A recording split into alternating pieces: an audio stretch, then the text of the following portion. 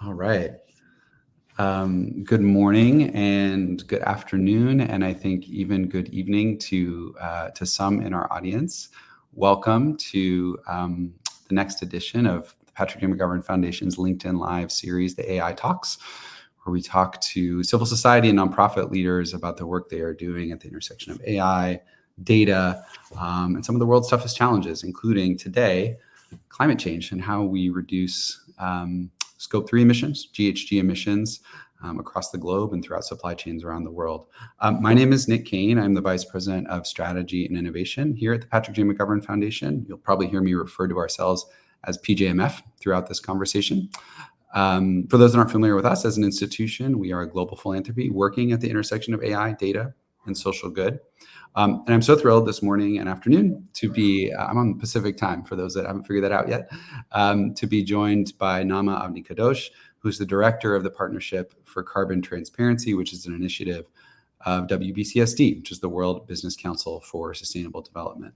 Naama is responsible for directing this outstanding initiative that we're going to hear about today, bringing her background, driving product marketing at Booking.com and helping drive growth and strategy at health and tech startups, which I think you'll hear today is really, really helpful background for the work that she and the team are taking forward.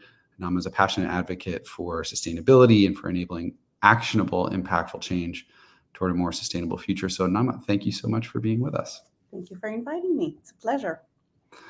Well, I want to just share briefly kind of why we're here as an institution and as partners before asking you to set the stage also a little bit for the conversation.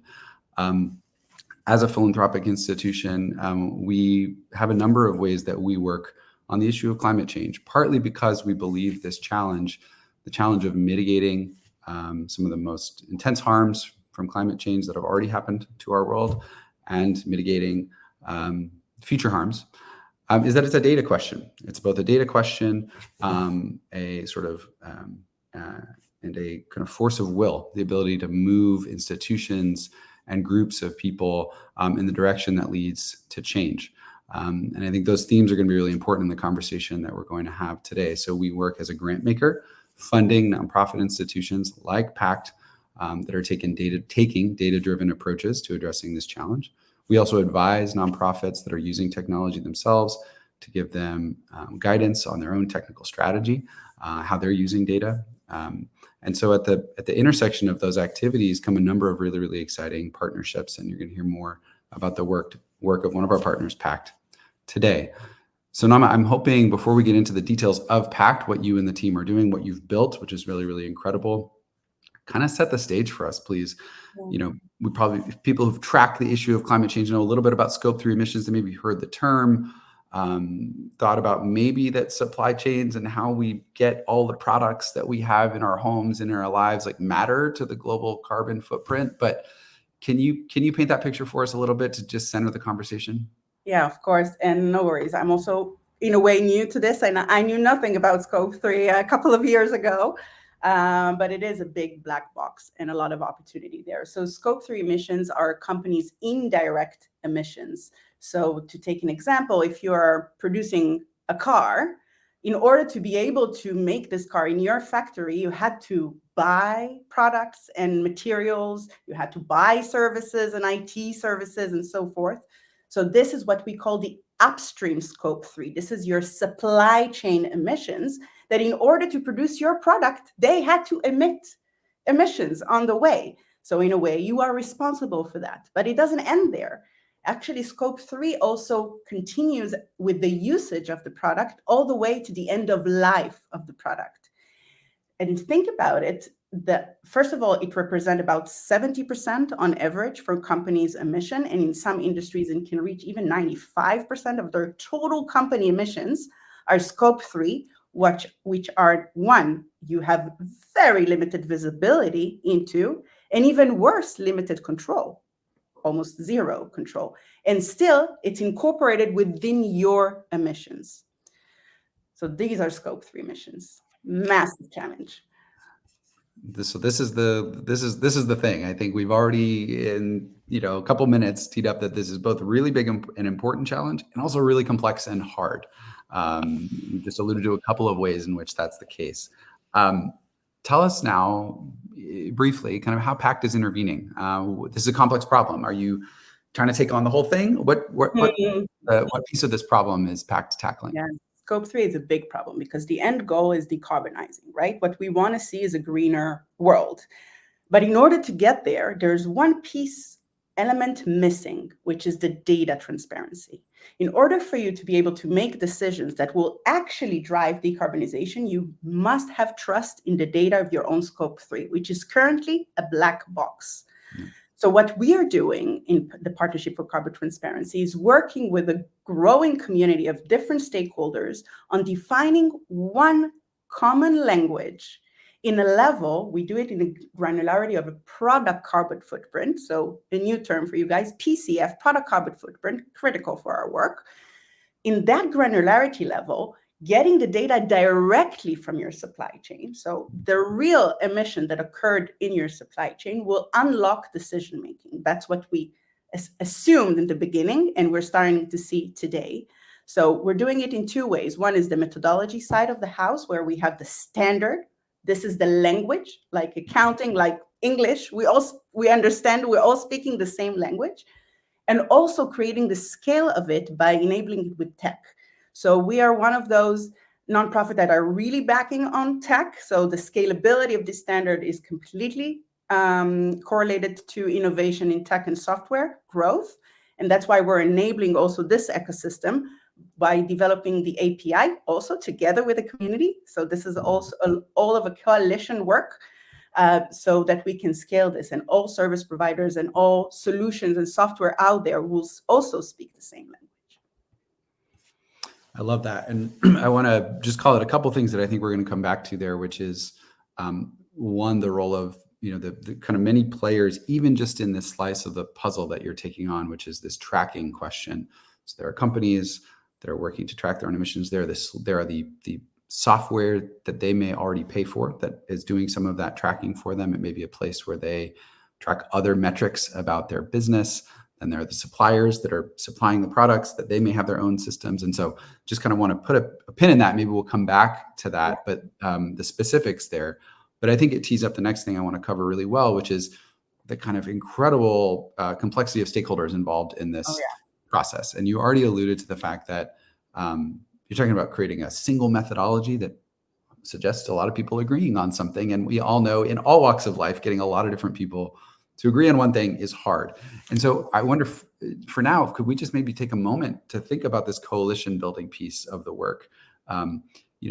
Knowing you needed very broad buy-in to take this work forward, how did you and the team over the last handful of years really approach this kind of coalition building piece? What were some of the principles you had in mind, or some of the things that felt like, I don't know, maybe non-negotiables? Hey, as long as we're all sticking to this North Star, we're going to get it done.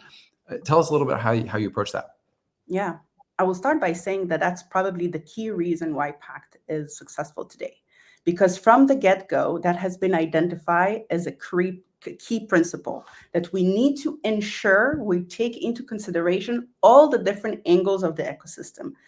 When it comes to carbon accounting specifically, there's so many different stakeholder groups involved in this exercise of creating transparency into that data, that we must, if we do take on ourselves the mission of becoming a globally adopted standard, they all need to be on board. So how do you do that? So from the get-go, from the early stage, we engage with all these different groups. So initiating and inviting them to this conversation, tapping into what is it that they care about, what are their challenges, and making sure all of these are equally accepted and equally taken into consideration. For us, the principles that we truly are not moving without is one, full transparency. It's really key. We're really investing in creating a trust environment for our community to be able to exchange. These are organizations that in any other room will not even open their mouth because they will be afraid of competition. But when it comes to sustainability, collaboration is key. Everybody in our ecosystem already realizes that. So that we got an easy start with.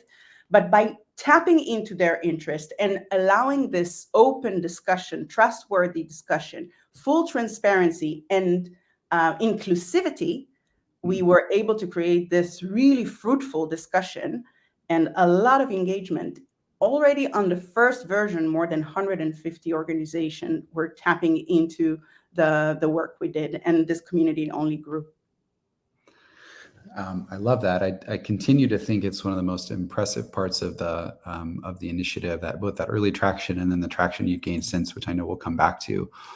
One other quick question on this notion of the kind of safe space for organizations that may not otherwise collaborate to be able to come to the table to create a conversation that leads to the outcomes you're looking for. I think one challenge we as observers, not necessarily we as PGMF, but I would say the average person may observe as they may kind of track this issue and look for ways to feel optimistic, is a sense of kind of commitment overload. Look anywhere you can find an organization or a company that's made a commitment about their climate, their sustainability plans or targets, and then the ability to actually believe that commitment's been being followed through on, and that there's actually concrete action being taken, which leads to a bit of a tension of like, really these efforts are about kind of accountability, right? They're about saying, like you said, what you're going to do, and we as a global community have an interest in seeing you actually do it. I think that posture can be maybe not the most friendly if you're actually looking to bring people together to to have them take action, voluntary action, to advance their own work. So how have you balanced that framing of one of that this is about accountability and doing what you've said you're going to do, and one of just saying like empowerment? We're trying to empower these organizations to do simply what's right. Yeah. Yeah, it's a very good question. And I share the sentiment as well, in sustainability, generally speaking, of course.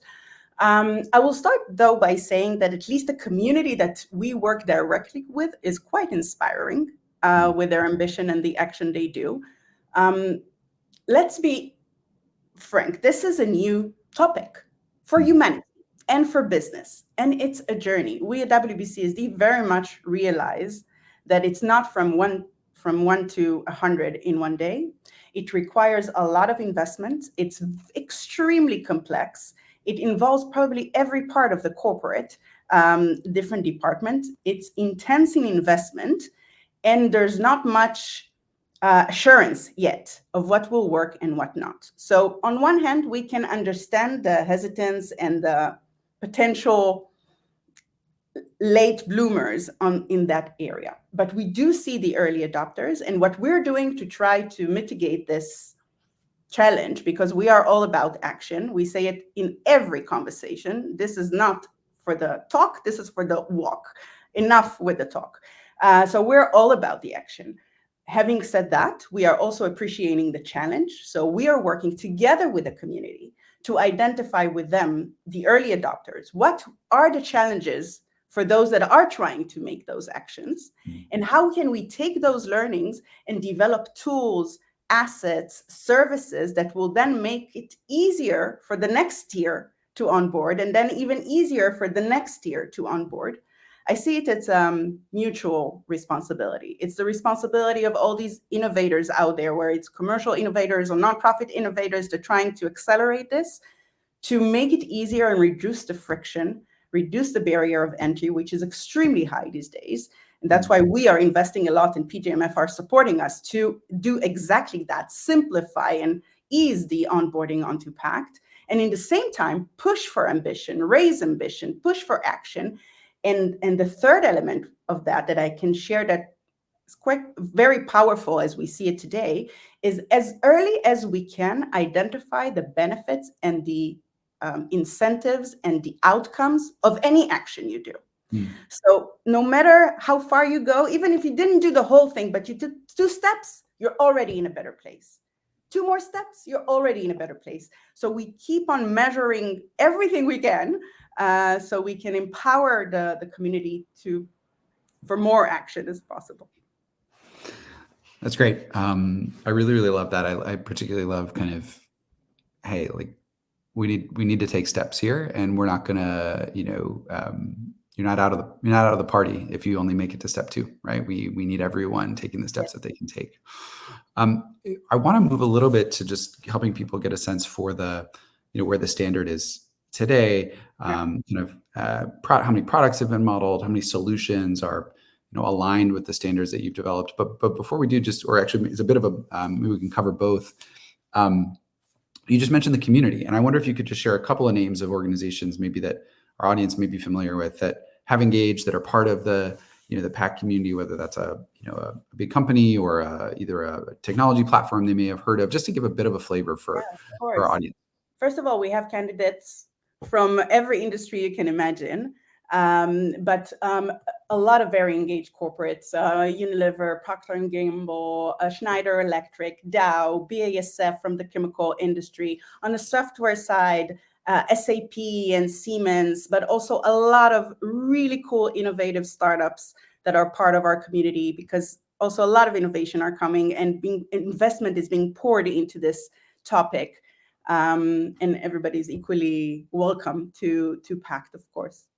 Good. But we do see a lot of traction among massively big value chains, which is inspiring because the ability to move the needle is exciting.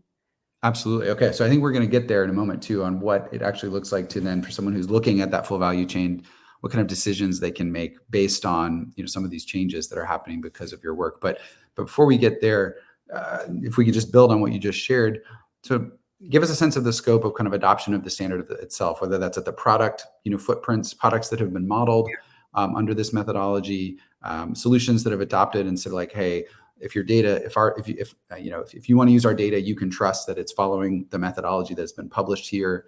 Can I give us a scope of where we are? Yeah, of course. But first, I will share a personal frustration, Nick, because Please. I'm not from the tech world, as you said. I'm not from sustainability and nonprofit, and I must say that apparently, once you are marketing a standard that is open source, right? You can download it from the website and just use it.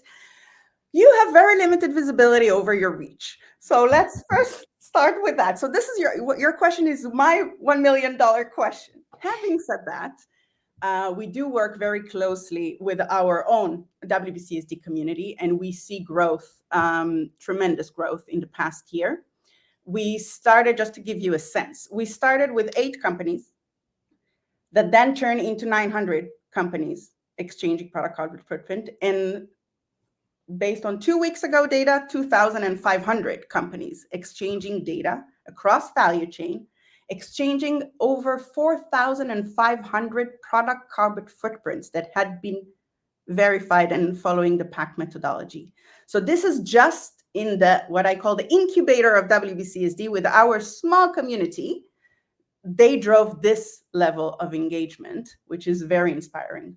But this is actually not where I see scale coming from. So yes, obviously corporates driving their suppliers to engage in this exercise is a driver. But one key driver is what you mentioned, the software solutions. And as I said, we put our money on that. The assumption is that we're moving in a world where also carbon accounting is done through software, because that's what makes sense. Automation, AI, simplicity, and all of that. And because of that, we're investing in growing our solution providers community. This is what you mentioned. So these are software solutions that are implementing the PACT API, and by that, allowing their solution to exchange PACT-conformant product carbon footprint with another solution provider. Okay, assuming there's not going to be one software out there because it's a free world. All of those software need to speak the same language. At this date, we have 36 softwares that are part of the PACT network. You are welcome to look at them on our website. If you're looking for a carbon accounting software, which you should out there. So yeah, on top of that, we're working with more than 10 different industry-specific initiatives to make sure we're aligned cross industries. Really, momentum is growing, and hopefully soon, also with the support of PJMF, we will have a bit more visibility over our own reach. But even so, we're very inspired by the signals. The software sort of focus is one of my favorite parts about your work. And I remember in getting to learn about your work, one of the things that made it kind of click and be an aha moment for me. So maybe it's a nice bridge to the next thing I mentioned I wanted to cover, which is kind of what it looks like for someone who's at the desk in the seat. They are their company builds things, and they have a supply chain that helps them, contributes to things that help them build things or do things. And they've got a software system that they use for this accounting process. Mm-hmm. And they need to know that the data that comes through from maybe the software system that one of the suppliers uses makes sense and kind of talks to, so to speak, the data in their system. So, and knowing that that's what you're enabling, what does that, just paint us a little bit of a picture of, someone who might come to one of your workshops and say, like, because this is happening, because this work is happening in this way, it enables me to do what? What kind of decisions or questions can I ask? What kind of business case can I make within my institution for change because of the work that's happening? Yeah, probably my favorite topic. Because this is not about data transparency per se. It's about what data transparency will unlock. And while we are not even close to the scale we're after, we're already seeing very inspiring cases of how this data is being leveraged in different organizations. And I'm happy to share some examples. But first, once company, usually it's the sustainability team, puts the hold on a product carbon footprint they trust, then we see them leveraging it in different ways. One, with their R&D team, very exciting, where we see them either take the data to optimize existing products. So how are we taking my product and making it greener, whether it's by replacing one material that now I know is the material that is most emitting, or finding potentially another supplier with the same material but has a lower carbon footprint. How am I optimizing my current product line? We also see them using this data to inspire them to create new product lines, new green product lines. So completely new innovation and commercial opportunities for organizations. So that's super exciting.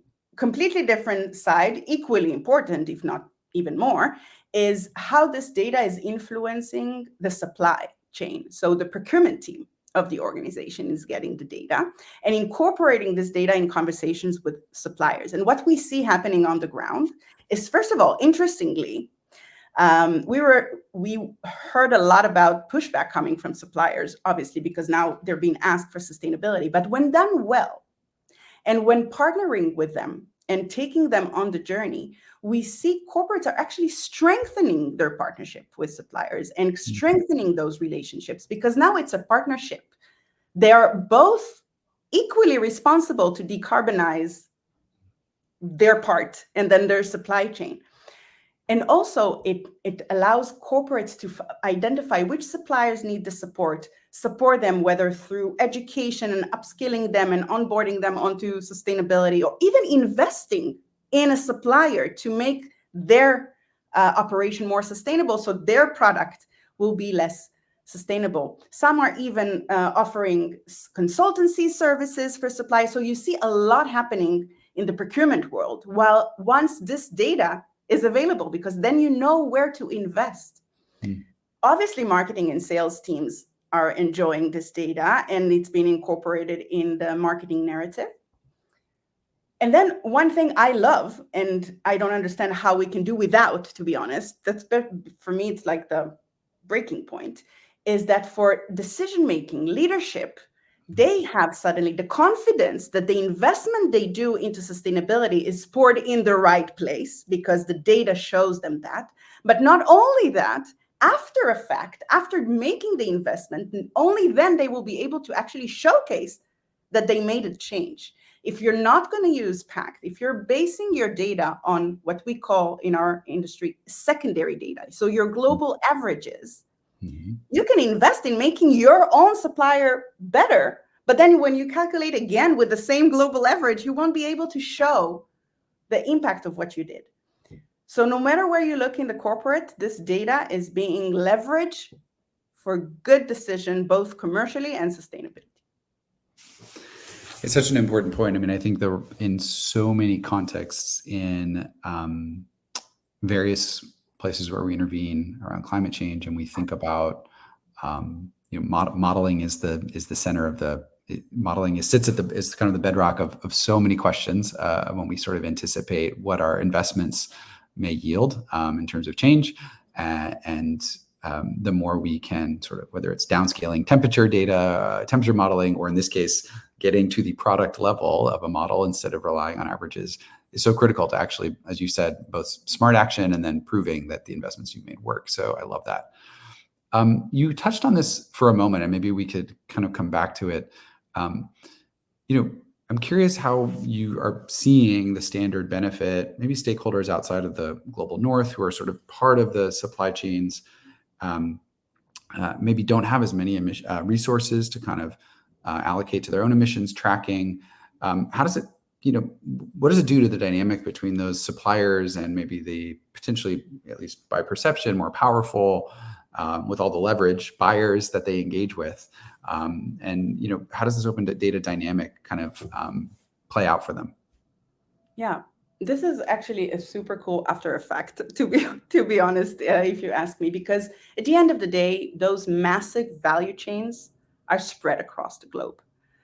Okay, so even if you are headquartered in America, your supply chain sits everywhere.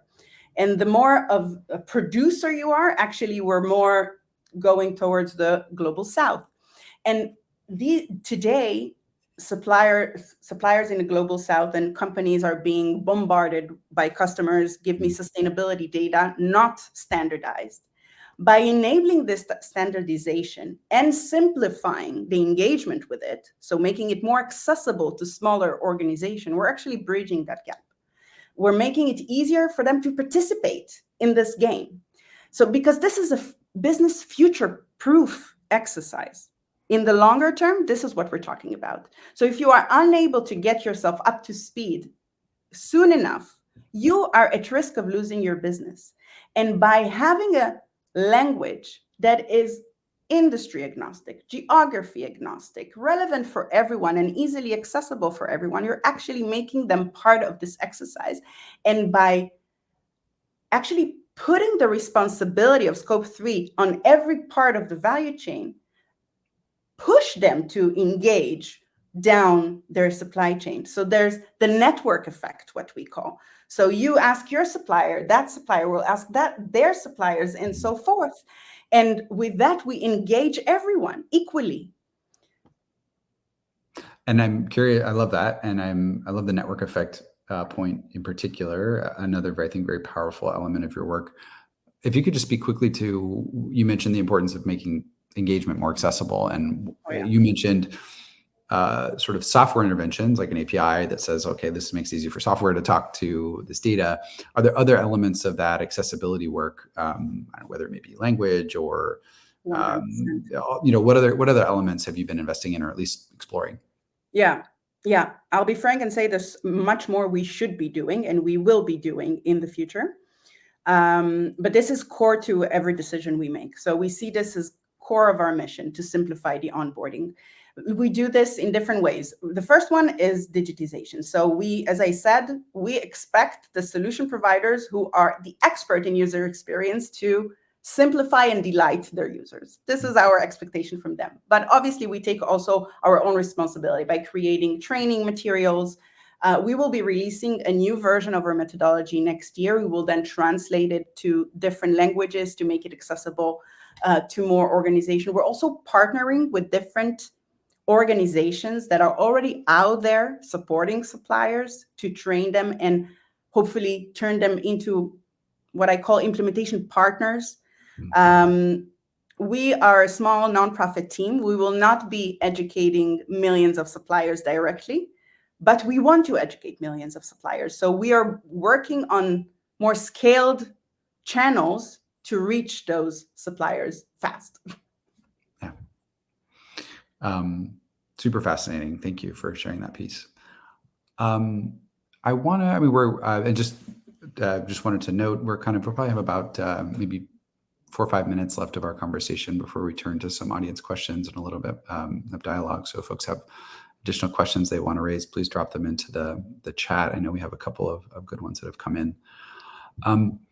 I want to shift the conversation a bit and just kind of address the nature of our partnership and ask a little bit about the role of philanthropy in making this type of work happen. I want to name it because I think to some, there's a narrative that could exist that, hey, this is industry's job. This is an industry body. PACT is an initiative of an industry body, the WBCSD. And it's an industry-focused solution. And so kind of why is philanthropy in the conversation, might be a question someone might ask. And so I'd love your thoughts beyond obviously that, like, money is helpful. So that's the obvious answer, right? Certainly. But specifically money from philanthropy and resources. And I'm kind of curious kind of what kind of challenges you feel like this type of engagement and kind of, that our engagement from a philanthropic institution, whether it's like us or other, institutions that support your work, can help you do your work well, can help overcome potentially barriers that you're facing, et cetera. Just would love your thoughts. Yeah. Start by saying that you have a key role in the success of projects like PACT. We're talking about massive systematic offering innovation that we're betting on. A lot of organizations, so we got traction, we have momentum, but we are betting on. And this is exactly where philanthropy can bridge that gap and make it that addressed by the private sector and accelerate innovation, support innovation, create that collaboration, raise the ambition. So saying that we need this, but we also need this fast. We don't have now 100 years to build a carbon accounting system like we took for accounting. Let's say we have 5. So we need this now, and to accelerate ambition, to accelerate the rate, and to put these innovative, systematic, global offering as fast as possible on the market. That cannot be done by the private sector, and it will not drive the visibility it should. And that's why philanthropy is key to be part of this. Great. I love that, and I certainly agree. So let's maybe just wrap. We've talked a little bit about, before we move to our Q&A, just about where this is headed. I think you've spoken to this, where this work is headed, but maybe just to spin more tangibly, when you think about your ambition personally for this work, where you would like to see PACT, but you just mentioned a 5-year time horizon, so let's call it 5 years. Where do you want to see not just the standard, but what it has enabled in that time frame? Yeah, I like 5 years because it's pragmatic. And I also think we need to move fast. So I'm okay with the ambition. It's less, for me, it's less a question about where PACT specifically will be in 5 years. It's more about carbon accounting and carbon transparency. With the rate of growth I see and the rapidness of more companies buying into this important concept, I see a world in 5 years where data is just available. The companies will no longer invest, well, they will invest, but not as heavily their time and resources on attaining the data, but more focused on leverage the data and investing in the actions this data unlock. Data should be just available easily at your fingertip. Like for all the product managers on the call now, you build the product, you have all the data at your fingertips all the time. Same has to happen for sustainability, and we're going that way. So solution providers have grown from 15 to 36 in 6 months or so. So this market is growing, and rapidly, as it should, and I'm inspired by that. But the conversation for move away from I'm challenged because I don't have data to I'm challenged because I'm trying to make an impact and sometimes it doesn't work. So I have to optimize my action. I have to experiment with other innovation for decarbonizing. That's where I see the world going. I think that's an excellent ambition.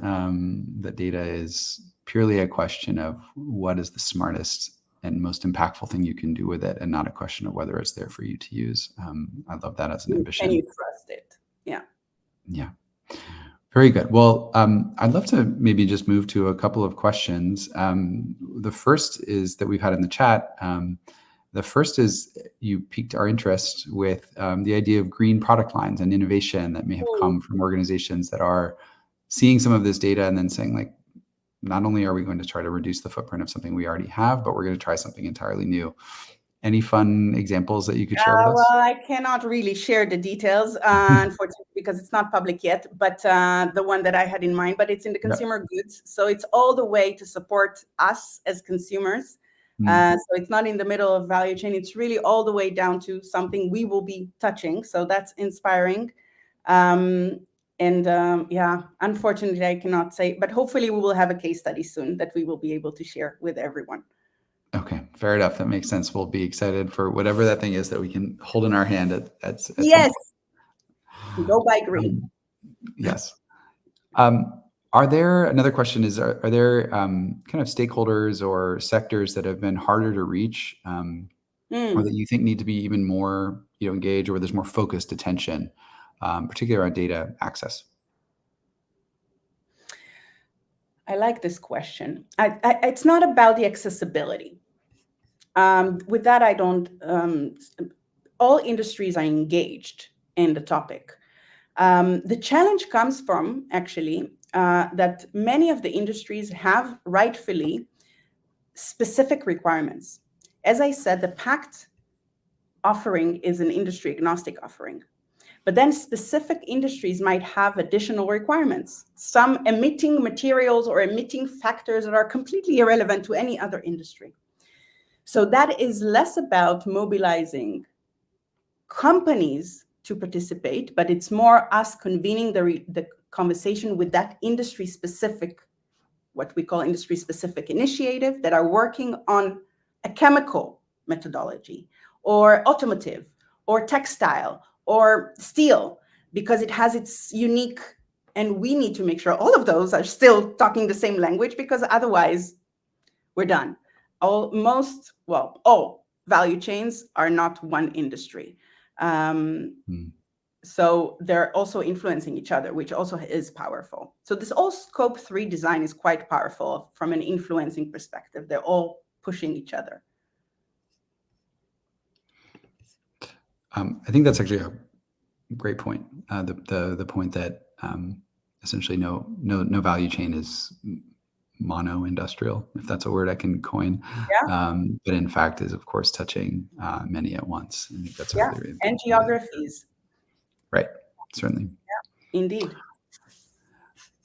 Well, I will give another moment or two in case there are other questions that pop in, and if not, we may wrap and say our goodbyes. But the question that I have is, there are two.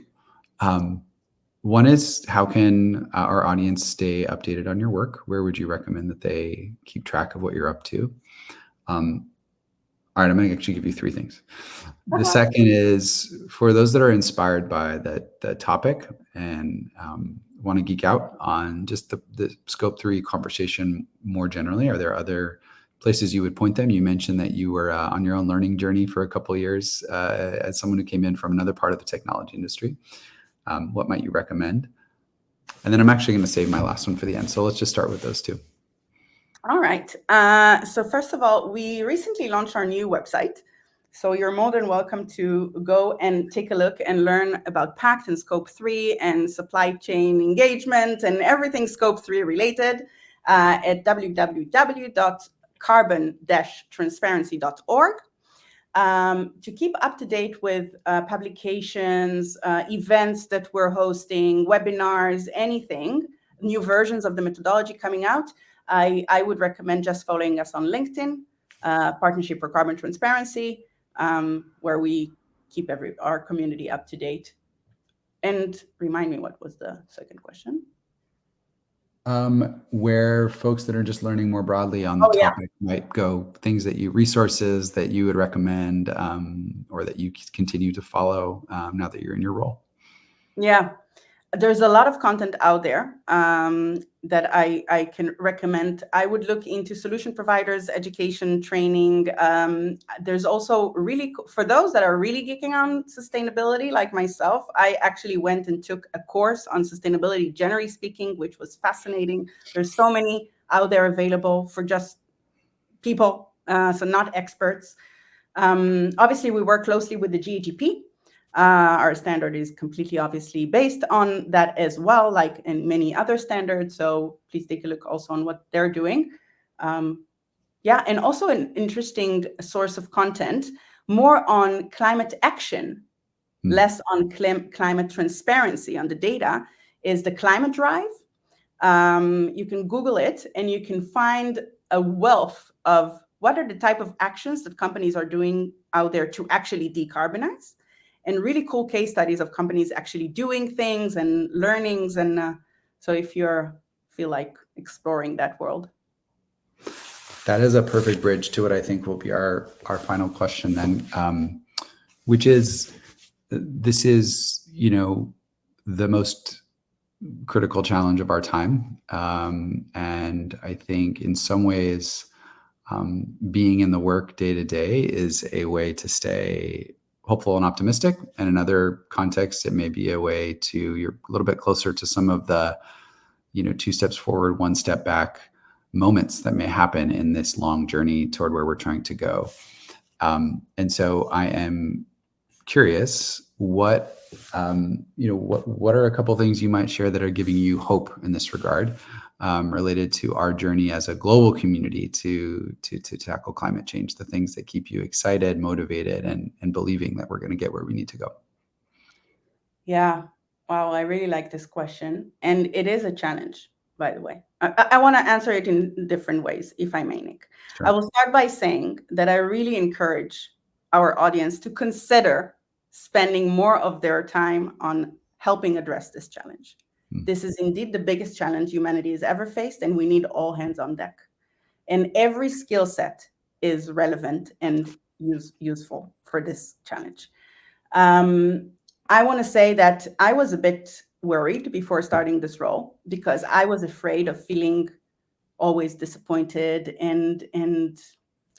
but I'm optimistic by nature, and I also have seen a lot of things that touched me, and I see organization pouring investment into the work we do within their organization and trying stuff, failing, trying again.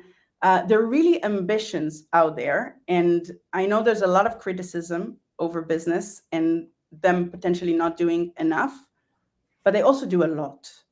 And yeah, it inspires me. And with their success, we will together inspire more organization to jump on that train. It's like any new thing. We have the early adopters, and then we leverage them to get the next ones.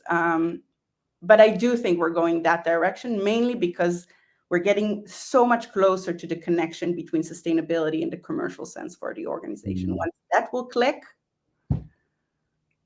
yeah, we're done.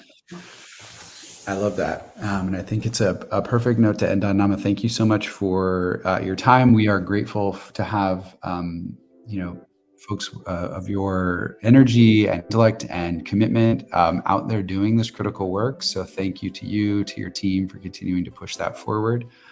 Thanks for a really enriching conversation and for making the time. Across many time zones, I believe Naama has spent her time with us well into her evening. We started our morning here on the West Coast, so thank you for that as well. The chat will stay open for a couple minutes in case others may want to engage on questions and comments regarding today's conversation. And we will share the recording of this conversation from the PGMF LinkedIn page when it's ready. Thank you all for tuning in, and be well. Thank you for having me. It's been a Thank you, Naama. It's fun.